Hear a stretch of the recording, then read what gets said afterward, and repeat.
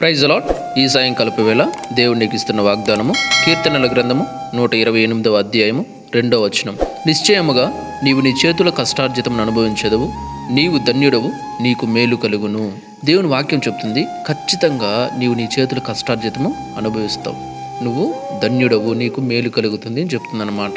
అంటే ఈ వాక్యం ఎవరికి చెప్తున్నాడు దేవుడు అంటే, ఎవరైతే దేవుని యందు భయము భక్తి కలిగి ఆయన త్రోవల యందు నడుచుకుంటారో వారు ధన్యులు, వారి కొరకు దేవుడి వాక్యం చెప్తున్నాడు అనమాట. పై వచనంలోనే ఉన్నదన్నమాట. Praise the Lord. సో ఇప్పుడు ఈ వాక్యం విన్న తర్వాత, అబ్బా ఈ వాక్యం నాకే దేవుడు ఇచ్చేశాడు, ఈ వాక్యం నా జీవితంలో దేవుడు నెరవేర్చేస్తాడు అని చెప్పేసి అనుకుంటే ఖచ్చితంగా నెరవేరుస్తాడు.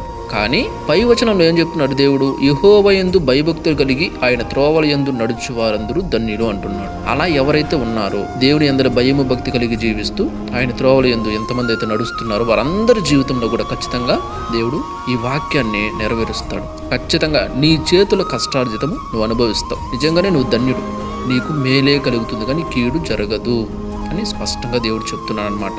కాబట్టి ఒకవేళ ఇంతవరకు కూడా నీ కష్టం అనుభవించలేదేమో, నువ్వు సంపాదించిన సంపాదన ప్రశాంతంగా నువ్వు తినలేదేమో, అన్ని పరుల పాలైపోతున్నాయేమో, ఇప్పటి నుంచి నువ్వు దేవుని యందు భయము భక్తి కలిగి జీవించు, ఆయన త్రోవలో నువ్వు నడుచుకో.